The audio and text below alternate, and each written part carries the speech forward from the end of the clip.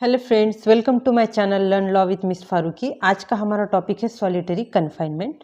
Solitary confinement का मतलब है किसी कैदी को अकेले अलग सेल में रखना जहां उसका दूसरे कोई कैदियों से कांटेक्ट ना हो सके, तो इसे कहा जाता है सॉलिटरी कन्फाइनमेंट में रखना। अब सवाल ये है, कोर्ट क्या किसी भी कैदी को जब चाहे जितना चाहे अकेले अलग सेल में रख सकता है क्या?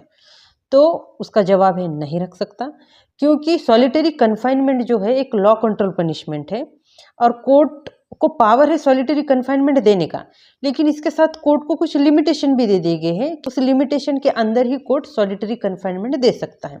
तो कोर्ट को पावर दिया गया है बीएनएस के सेक्शन 11 के अंदर कि सॉलिटरी कन्फाइनमेंट कोर्ट दे सकती है।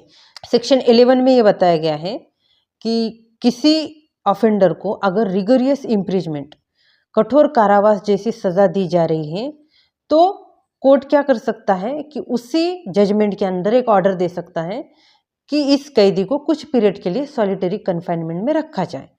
तो एक बात इसमें क्लियर हो गई कि कठोर कारावास के अंदर ही सॉलिटरी कन्फाइनमेंट दिया जाएगा। अगर सजा कठोर कारावास की नहीं है तो सॉलिटरी कन्फाइनमेंट नहीं दिया जाएगा।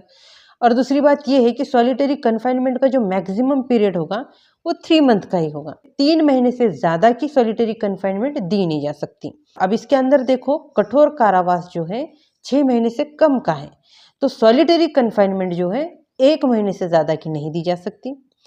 अगर कठोर कारावास 6 महीने से ज्यादा का है और 1 साल से कम का है, तो सॉलिटरी कन्फाइनमेंट 2 महीने से ज्यादा का नहीं हो सकता। अगर कठोर कारावास 1 साल से ज्यादा का है तो सॉलिटरी कन्फाइनमेंट 3 महीने से ज्यादा की नहीं हो सकती। ये बता दिया गया है सेक्शन 11 के अंदर। अब ये सॉलिटरी कन्फाइनमेंट कितने टाइम के लिए कितने टाइम की होगी ये तो बता दिया गया सेक्शन 11 के अंदर। सॉलिटरी कन्फाइनमेंट किस तरीके से दिया जाएगा इसकी लिमिट बता दी गई है बीएनएस के सेक्शन 12 के अंदर।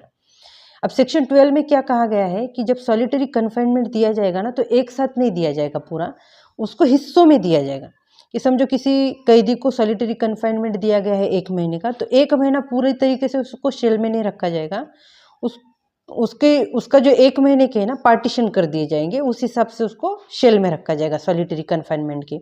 जैसे कि वो जो एक टाइम में सॉलिटरी कन्फाइनमेंट का जो डेज रहेंगे, समझो एक हिस्से में जो उसके दिन रहेंगे वो 14 दिन से ज़्यादा के नहीं रहेंगे। मैक्सिमम पीरियड एक टाइम में जब वो रहेगा तो 14 डेज ही रहेगा सॉलिटरी कन्फाइनमेंट में। फिर उसके बाद उसको इंटरवल पीरियड दिया जाएगा, नॉर्मल पनिशमेंट में रखा जाएगा।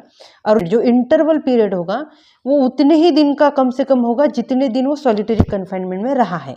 जैसे कि 14 दिन सॉलिटरी कन्फाइनमेंट में उसको रखा गया होगा, तो उसका इंटरवल पीरियड कम से कम 14 दिन का तो होगा ही।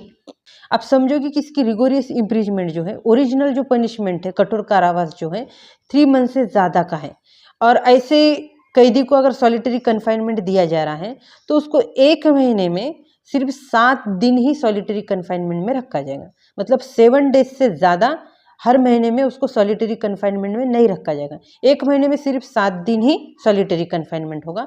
किस केस में? अगर कठोर कारावास जो है वो 3 महीने से ज़्यादा का है, तो इस केस में सॉलिटरी कन्फाइनमेंट जो है 7 दिन से ज़्यादा नहीं दिया जाएगा 1 महीने में। 1 महीने में सिर्फ 7 दिन। और मैक्सिमम एक टाइम में कितना दे सकते हैं हम सॉलिटरी कन्फाइनमेंट? 14 दिन। और इंटरवल कैसा रहेगा? जितने दिन का आपको सॉलिटरी कन्फाइनमेंट दिया जाएगा, मिनिमम उतने दिन का तो आपका इंटरवल पीरियड होगा, आपका मतलब उस ऑफेंडर का। ठीक है, यही बताया है सेक्शन 11 और 12 के अंदर। सॉलिटरी कन्फाइनमेंट इससे ज़्यादा कुछ नहीं है, यही है जो सेक्शन 11-12 के अंदर जो बता दिया गया है, जो अभी मैंने आपको मेरे वीडियो में बताया है, यही सॉलिटरी कन्फाइनमेंट है। ऐसे ही लॉ रिलेटेड टॉपिक को देखने के लिए मेरे चैनल को सब्सक्राइब करो, वीडियो को लाइक शेयर करना मत भूलो। और तब तक के लिए स्टे लीगल, स्टे सेफ, क्योंकि मैं जब भी आऊँगी कुछ अच्छा बताऊँगी। Thank you so much for watching.